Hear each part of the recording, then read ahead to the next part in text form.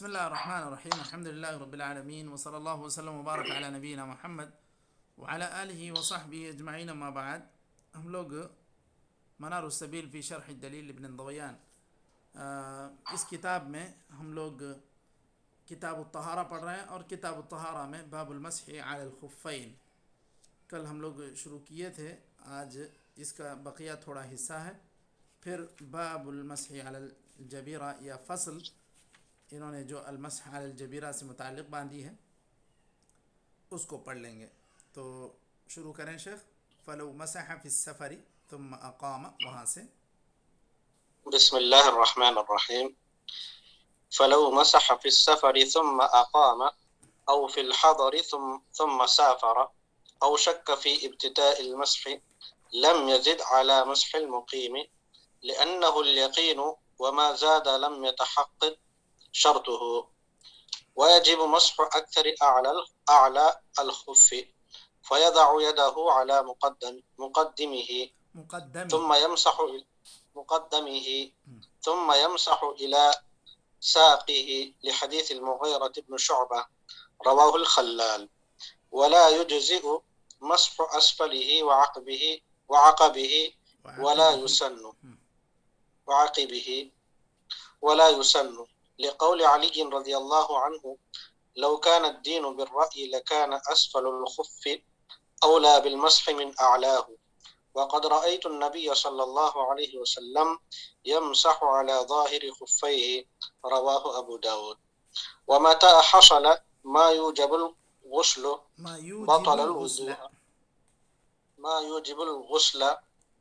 بطل الوضوء لحديث صفوان بن عسال قال: كان النبي صلى الله عليه وسلم يأمرنا إذا كنا سفرا ألا ننزع خفافنا 3 أيام ولياليهن إلا من جنابة، رواه أحمد والنسائي والترمذي وصححه. أو ظهر بعض محل الفرض بطل الوضوء، ونزع أحد الخفين كنزعهما في قول أكثر أهل العلم، قاله في الشرح. أو انقضت المدة بطل الوضوء، لمفهوم أحاديث التوقيت. فصل: وصاحب الجبيرة إن وضعها على طهارة ولم تتجاوز محل الحاجة، وهو الجرح أو الكسر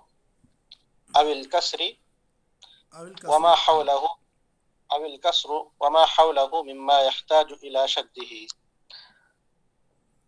غسل الصحيح ومسح عليها بالماء وأجزأ، لحديث صاحب الشجة: إنما كان يكفيه أن يتيمم ويعصر أو يعصب على جرحه خرقة، ثم يمسح عليها ويغسل سائر جسده، رواه أبو داود. وإلا وجب مع الغسل أن يتيمم لها إذا كان يتضرر بنزعها. ولا مسح ما لم توضع. جی شیخ. إذا كان يتضرر بنزعها. ولا مسح ما لم توضع على طهارة وتجاوز المحل، فيغسل الصحيح ويمسح ويتيمم خروجا من الخلاف. وعن أحمد لا يشترط تقدم الطهارة لها، لحديث صاحب الشجاع، لأنه لم يذكر الطهارة، ويحتمل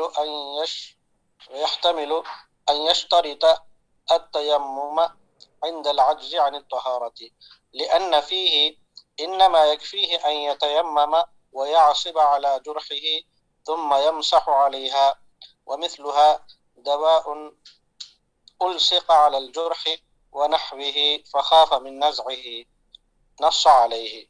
وقد روى الأثرم عن ابن عمر أنه خرج بإبهامه قرحة فألقمها مرارة طهارة فكان يتوضأ عليها. وقال مالك في الظفر يسقط يكسوه مشتكى ويمسح عليه. وتفارق الجبيرة الخف في 3 أشياء: وجوب مسح جميعها، وكون مسحها لا يؤقت، وجوازه في الطهارة الكبرى. قاله في الكافي. ٹھیک ہے، جزاک اللہ وصلی اللہ خیراً. چلیے ابھی ہم لوگ آج منار السبیل فی شرح الدلیل اس کتاب میں کتاب الطہارہ پڑھ رہے ہیں، اور اس میں باب المسح علی الخفین کا آخری حصہ پڑھ رہے ہیں. کل ہم لوگوں نے جو بات مکمل کی تھی کہ وہ مسافر کے لیے اور مقیم کے لیے کتنی مدت رخصت دی گئی ہے کہ وہ مسح کرے بغیر نکالے کے. مقیم کے لیے 1 دن اور 1 رات، اور مسافر کے لیے 3 دن 3 رات. اس کے بعد یہاں پر ایک مسئلہ یہ ذکر کر رہے ہیں کہ اگر کوئی انسان سفر میں تھا، سفر میں مسح کیا، مثال کے طور پہ اس کا سفر شروع ہوا تھا اتوار کی صبح میں، اور ظہر کے لیے وہ سفر ہی میں مسح کیا، عصر میں گاؤں پہنچ گیا، تو اب کیا وہ پوری طرح 3 دن کا فائدہ اٹھائے گا، یا صرف 1 دن اور 1 رات کا وہ مسح کر سکتا ہے؟ یہ ایک مسئلہ ہو گیا. دوسرا، یا حضر میں تھا، اتوار کی صبح تک وہ گھر ہی میں تھا، ظہر سے پہلے تک گھر ہی میں تھا، بلکہ ظہر بھی گھر ہی میں پڑا اور اس پہ مسح کیا، پھر ظہر کے بعد سفر پہ نکل گیا، تو کیا اب وہ کیا کرے گا؟ کیا وہ مقیم کا اپنا اعتبار کرے گا اپنے لیے، یا سفر کا اعتبار کرے گا؟ یا اسی طرح کب شروع کیا مسح کرنا، سفر میں یا حضر میں؟ یہ دونوں کے درمیان بھی شک ہو گیا. تو یہ جو یہاں پر جو فقہ حنبلی کے اعتبار سے انہوں نے جو بات کہی ہے، لم یزد علی مسح المقیم، کہا کہ مقیم ہی کا یعنی 24 گھنٹے ہی کا وہ اعتبار کرے گا، اس سے زیادہ نہیں کرے گا. وہ کہہ رہے ہیں لأنه اليقین وما زاد لم يتحقق شرطه. یہ کہہ رہے ہیں کہ یقینی بات تو یہی ہے، اور اس سے زیادہ کی بات یہ ثابت نہیں ہے. اب اس میں جو 3 مسئلے ہیں، پہلی بات تو یہ ہے، پہلا مسئلہ یہ ہے کہ ایک آدمی سفر میں تھا، وہ آ کر مقیم بن گیا، تو پھر وہ صرف اپنا 24 گھنٹے ہی وہ یعنی 1 دن 1 رات ہی مسح کرے گا. یہاں تک تو جمہور کا بھی اتفاق ہے، اور فقہ حنبلی بھی یہی کہہ رہی ہے کہ آدمی جو سفر میں تھا مقیم بن جائے تو پھر وہ اپنے لیے مقیم ہی کے اعتبار سے 24 گھنٹے ہی اس رخصت سے فائدہ اٹھائے گا، 3 دن 3 رات نہیں اٹھائے گا. دوسری بات یا دوسرا مسئلہ کہ ایک آدمی مقیم تھا، اس نے سفر شروع کر دیا، تو پھر کیا وہ بھی 24 گھنٹے ہی رخصت کا فائدہ اٹھائے گا، یا اس سے زیادہ کا؟ تو فقہ حنبلی کے اعتبار سے تو یہاں یہ کہہ رہے ہیں کہ یہ 24 گھنٹے ہی یہ بھی فائدہ اٹھائے گا. جبکہ صحیح بات یہ ہے، اور امام احمد سے یہ دوسری روایت بھی ہے، کہ وہ آدمی جو سفر شروع کر چکا ہے تو اب وہ اس کے اوپر سفر کے احکام منطبق ہوتے ہیں. جس طرح وہ سفر کی دیگر رخصتوں سے فائدہ اٹھا رہا ہے، وہ اسی طرح اس رخصت سے بھی فائدہ اٹھا سکتا ہے. 3 دن اور 3 رات تک وہ اس پہ تسلسل کے ساتھ مسح کر سکتا ہے. یہی صحیح بات ہے. اور اسی طرح جو آدمی شک کیا مسح کے تعلق سے کہ میں جب حضر میں تھا، اب میں سفر شروع کر لیا ہوں، میں حضر میں کیا تھا یا نہیں کیا تھا، اس کو شک ہو، پھر وہ سفر میں آنے کے بعد وہ شک کر رہا ہے کہ میں حضر میں کیا تھا یا نہیں کیا تھا، اب میں سفر میں ہوں تو کیا میں حضر کا کروں یا سفر کا کروں، اعتبار کروں؟ تو فقہ حنبلی کے اعتبار سے تو کہا جا رہا ہے کہ اس کو یعنی مقیم ہی کا اعتبار کر لینا چاہیے. جبکہ صحیح بات یہ ہے، جب وہ سفر شروع کر لیا تو وہ سفر کے احکام اس پر منطبق ہوں گے، یہی یقینی بات ہے. تو اب آدمی سفر ختم کر کے مقیم بن گیا تو اس کے اوپر مقیم کے احکام منطبق ہوں گے، مقیم تھا سفر شروع کر لیا تو اس کے اوپر سفر کے احکام منطبق ہوں گے. اور شک کیا اگر سفر میں تھا تو سفر کا احکام اس پر منطبق ہوں گے، اور اگر وہ سفر میں وہ مسح کیا نہیں کیا، اس کو جو شک ہو رہا ہے مقیم بن گیا تو وہ مقیم کے احکام اس پر منطبق ہوں گے. یہ صحیح بات ہے. اس میں واضح ہوئی مشائخ بات؟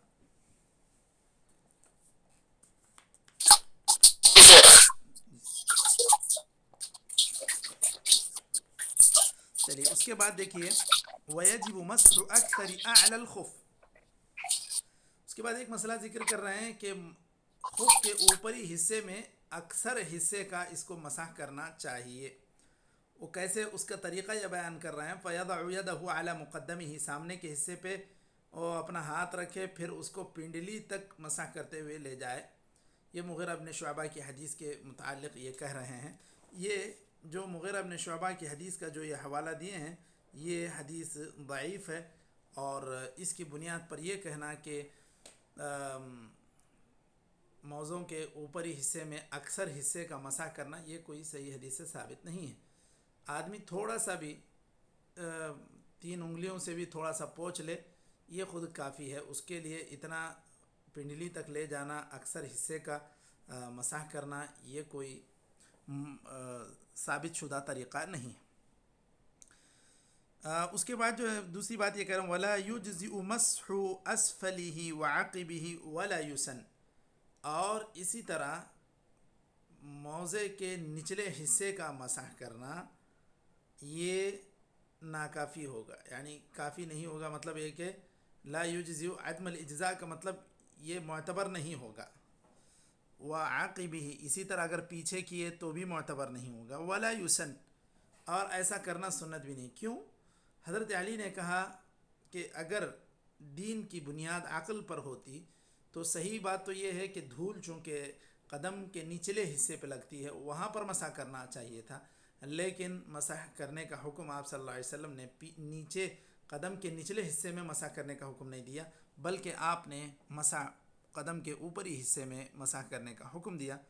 تو صحیح طریقہ یہی ہے، اور میں نے نبی کریم صلی اللہ علیہ وسلم کو خف کے اوپر مسح کرتے ہوئے دیکھا ہے، تو اوپر ہی مسح کرنا یہی صحیح طریقہ ہے، اور یہی اگر کوئی ایسا کرے گا تو ہی اس کا مسح معتبر ہوگا اور اسی کی بنیاد پہ وہ نماز پڑھ سکتا ہے.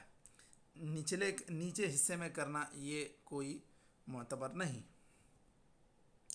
اس کے بعد ایک مسئلہ یہ ذکر کر رہے ہیں وَمَتَى حَصَلَ مَا يُوجِبُ الْغُسْلَ بَطَلَ الْوُضُوءُ. اگر ایسی کوئی بات ہو گئی، جنابت ہو گئی انسان کو، تو ایسی صورت میں یہ وضو اس کا باطل ہو جائے گا، بیکار ہو جائے گا. اس کو تو غسل کر کے پھر خف نکال کر کے پھر غسل کر کے طہارت پر پھر پہننا چاہیے. صفوان بن عسال رضی اللہ عنہ کی حدیث ہے، وہ کہتے ہیں کہ نبی کریم صلی اللہ علیہ وسلم ہمیں حکم دیا کرتے تھے کہ ہم جب سفر میں ہوں تو ہم اپنے موزے نہ نکالیں 3 دن 3 راتیں. لیکن نکالنا ہے تو ایک ہی وجہ اس کی ہو سکتی تھی کہ اگر کسی کو جنابت لاحق ہو جائے تو پھر اس صورت میں آپ صلی اللہ علیہ وسلم نے نکالنے کا حکم دیا تھا. تو اگر ایک انسان کو طہارت کبریٰ کی ضرورت ہو، مطلب یہ وضو کہتے ہیں طہارت صغریٰ، الحدث الاصغر، تو ایسی صورت میں اس کو نکالنے کی ضرورت نہیں ہے. لیکن اگر طہارت کبریٰ یعنی جنابت لاحق ہو جائے، ایسی صورت میں خفین نکال کر پوری طرح غسل کرنے کے بعد پھر طہارت کی حالت میں وہ موزے پہن لے تو پھر اس کے اوپر مسح کر سکتا ہے. یہاں پر ایک مسئلہ اور ذکر کر رہے ہیں او ظہر بعض محل الفرض بطل الوضوء. یہ کہہ رہے ہیں کہ اگر آدمی وضو کر لیا، اس پر مسح کیا، لیکن اس کا پیر ظاہر ہو رہا ہے، یعنی محل الفرض یعنی جہاں تک سمجھے پیر کے انگوٹھے سے لے کے یہ ٹخنے تک، یہ جو محل الفرض ہے پیر کا، وہ اس میں سے کچھ ظاہر ہو رہا ہے تو پھر یہ کہتے ہیں کہ وضو باطل ہو جائے گا. اور اسی طرح کہہ رہے ہیں کہ وَنَزْعُ أَحْدِ الْخُفَّيْنِ كَنَزْعِهِمَا، ایک بھی اگر آپ نکال لیں بھول کر تو دونوں نکالنے کی طرح ہے. اب اس کی وجہ سے آپ کی گویا کہ طہارت باطل ہو جائے گی یا وضو باطل ہو جائے گا، جو مسح آپ نے کیا تھا وہ بیکار ہو جائے گا.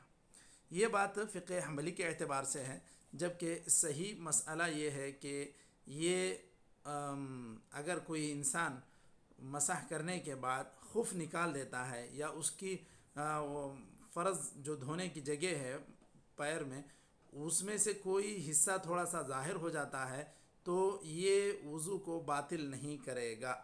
یہی صحیح مسلک ہے. اور یہ جو یہ بات یہاں کہی گئی ہے کہ وہ وضو کو باطل کر دیتا ہے جگہ کا ظاہر ہونا، یہ صحیح نہیں ہے کیونکہ ایسا حدیث سے کہیں ثابت نہیں ہے. اس کی وجہ کیا ہے مشائخ؟ ایک منطقی اعتبار سے آپ کچھ سمجھ سکتے ہیں اس کو، کہ اگر کوئی آدمی وضو کر لیا، اس پر مسح کیا، جی شیخ. ایک آدمی اگر وضو کیا، مسح کر لیا، اب وہ اگر خف نکال بھی دیتا ہے تو اس کا وضو نہیں ٹوٹے گا. اس کو ایک کیا کہتے ہیں، عقل کے اعتبار سے بھی آپ اس کو کچھ سمجھ سکتے ہیں یا بدیہی انداز میں، یعنی موٹے انداز میں اس کو کچھ سمجھا سکتے ہیں؟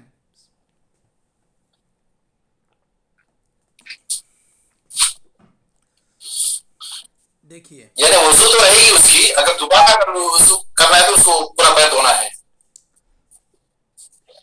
موٹے انداز میں بولے تو جی اب ہم جو کپڑے پہنے ہوئے ہیں وہ کپڑے اتاریں گے تو کیا ہمارا وضو ٹوٹ جائے گا؟ دوسرے کپڑے چینج کرے تو نہیں ٹوٹے گا نا. جی بالکل یہ بالکل یہی بات میں سننا چاہ رہا تھا کہ ایک آدمی جو موزے پہنا ہوا ہے اس پر مسح کر رہا ہے، تو اگر وہ مسح کر لیا تو اس کی طہارت کیا اس کے موضوع پہ معلق ہے؟ یعنی اس کی طہارت، اس کے یعنی پیر کی طہارت یا اس کا وضو کیا اس کے موضوع پر ٹکا ہوا ہے، یا اس کے پورے پیر کی پاکی حاصل ہوئی مسح کرنے سے؟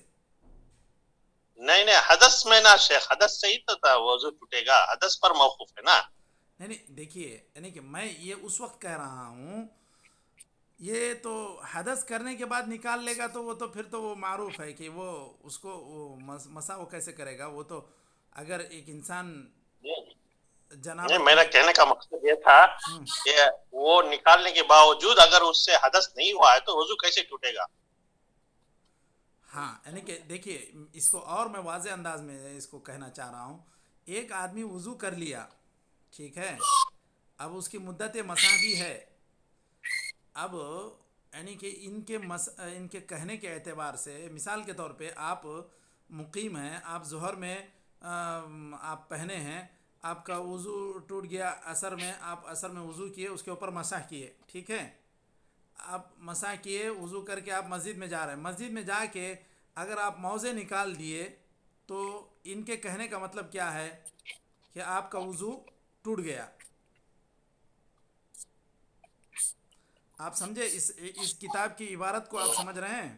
جی جی ان کے ہاں سمجھ رہے. ان کی کہنے کا مطلب یہ ہے کہ اگر آپ مسح کیے ہیں اور آپ جی اس صورت میں آپ خف نکال دیتے ہیں، آپ اپنا موزہ نکال دیتے ہیں تو آپ کا وضو باطل ہو گیا. یعنی کہ جو آپ مسح کیے تھے اور وہ مسح کے اوپر آپ یعنی موزے کو نکال دینے کی وجہ سے گویا کہ آپ کا وضو ٹوٹ گیا. آپ بات سمجھ رہے ہیں ہم؟ ہاں جی سمجھ گئے بات ہے. جی اسی طرح اور شیخ کیا کہتے ہیں، ابو عبد البصیر، سمجھ گئے شیخ؟ جی جی جی مول صاحب تقریباً. تو اور ایک دفعہ ریپیٹ کیجئے تو جی تھوڑا بہتر ہوگا شیخ. ان کا کہنا یہ ہے بہر بعض محل الفرد، آپ وضو کیے، آپ مسح کیے، اگر آپ مسح کرنے کے بعد موزہ نکال دیتے ہیں تو آپ کا وضو باطل ہو جائے گا. تو کیا یہ کہنا صحیح ہے یا محل نظر ہے؟ جی محل نظر ہے شیخ. جی کیوں؟ اس لیے کہ آپ اگر مسح کرتے ہیں تو آپ کے لیے پیر کی پاکی حاصل ہوئی ہے، آپ کی پاکی اس موزے پر معلق نہیں ہے، اس پر ٹکی ہوئی نہیں ہے. سمجھ گئے؟ جی ہاں مشائخ تو جی جی جی یہ جی جی مسئلہ جی تھوڑا سا اختلافی مسئلہ ہے. بعض اہل علم کا یہ کہنا ہے کہ اگر آپ موزے پر مسح کیے ہیں تو آپ ان موزوں کے ساتھ نماز پڑھیں گے تو ہی آپ کی نماز قبول ہے. سمجھ رہے ہیں؟ اب مثال کے طور پہ اب مجھے ظہر تک گویا کہ ابھی میری مدت باقی بھی ہے، عصر تک کی مدت تھی، اب میں ظہر کے لیے وضو کیا، اب مجھے اتنی شدید گرمی لگنے لگی، اب میں چاہتا ہوں کہ اس کو نکال کر پڑھوں، تو کیا میں نکال کے پڑھ سکتا ہوں یا نہیں؟ یعنی کہ اس پہ مسح کیا، اب اس کے بعد میں نکال کے پڑھنا چاہ رہا ہوں، تو کیا پڑھ سکتا ہوں یا میرا وضو باطل ہو گیا؟ پڑھ سکتے ہیں شیخ. پڑھ سکتے ہیں. کیا شیخ سمجھ گئے؟ بات واضح ہوئی اب؟ جی جی بالکل مول صاحب بالکل الحمدللہ. جی جی. تو جزاک اللہ خیر. بارک اللہ فیک. تو اس طرح صرف خف کے نکال دینے سے جو یہاں یہ بات کہی گئی کہ صرف تھوڑی سی جگہ بھی اگر آپ محل الفرض کی یعنی ٹخنے سے نیچے تک اگر آپ نکال لیے تھے یا دو میں سے ایک خف نکال لیے تھے تو یہ کہتے ہیں کہ وضو باطل ہو جائے گا، جبکہ صحیح بات یہ ہے وہ خف کا نکالنا کوئی نواقض وضو میں سے نہیں ہے اور اس کی وجہ سے وضو باطل ہونے کی کوئی دلیل نہیں. تو اس طرح اگر محل فرض میں سے کچھ ظاہر ہو جائے یا آپ نکال دیں تو اس سے کوئی فرق نہیں پڑتا. آپ نے جب وضو کیا، مسح کیا، تو آپ کے پیر کی پاکی حاصل ہو گئی، آپ کے پیر کا وضو ہو گیا. اب آپ چاہے موزے کے ساتھ پڑھیں یا آپ موزے کے بغیر پڑھیں، دونوں ہی برابر ہیں. بات واضح ہے مشائخ؟ جی جی الحمدللہ. جی. اب اسی طرح یہ نواقض وضو میں سے ایک چیز یہ بتلا رہا ہے، او انقضت المدت بطل الوضو. یہ بات ٹھیک ہے کہ مدت اگر آپ کی ختم ہو گئی تو پھر یہاں سے آپ کی کیا کہتے ہیں موضع کی مسح کی مدت ختم ہونے سے یہ وضو آپ کا ختم ہو جاتا ہے، یا یوں کہیں کہ وہ پاکی آپ کی نہیں رہتی. اگر آپ پاکی حاصل کرنا چاہ رہے ہیں تو آپ کو اسی مدت کے اندر ہی کرنا چاہیے. اگر اس کے بعد آپ کرنا چاہتے ہیں تو آپ کو پھر پیر نکال کے مطلب موزے نکال کے پیر آپ کو دھل کے بعد میں پھر سے آپ کو شروع کرنا چاہیے. تو یہ مدت کی تحدید جو کی گئی ہے مقیم کے لیے، مسافر کے لیے، اس کا اعتبار کرنا چاہیے. تو یہاں تک یہ مسئلہ باب المسح علی الخفین کا ختم ہوا. تو ٹھیک ہے مشائخ، کیا اور آگے پڑھیں گے یا رک ایک جائیں؟ سوال ہے شیخ، وہی میں نہیں سمجھا، آپ بتائے. وہ وہی اصل میں زور میں کیے ہیں، اصل میں نکال دیے ہیں موزے، اس کے بعد پھر پہن لیے ہیں اصل کے بعد، تو پھر دوسرے دن زور تک رکھ سکتے ہیں نا؟ اب اگر انہوں جو ہے نکال دیے اور وہ کیا کہتے ہیں حدث وضو نہیں ہونے سے ٹوٹی. پہلے پہن لیے تو پھر کوئی فرق نہیں پڑے گا. ہاں اچھا اچھا. اگر جی وضو جی ٹوٹ وہی گیا تو وہی. پھر وہاں سے نیا مسئلہ، نئی مدت شروع ہوگی. جی جی جی اچھا اچھا. ٹھیک ہے. اچھا. تو کیا اگلی فصل پڑھنا ہے، یہاں تک رک ٹھیک ہے جائیں شیخ، مشاہد؟ انشاءاللہ پھر اس بار اچھی بات ہے. ٹھیک ہے، نکتفی بہذا القدر وصلی اللہ وسلم وبارک علی نبینا محمد وعلی آلہ وصحبہ اجمعین. السلام علیکم ورحمۃ اللہ وبرکاتہ.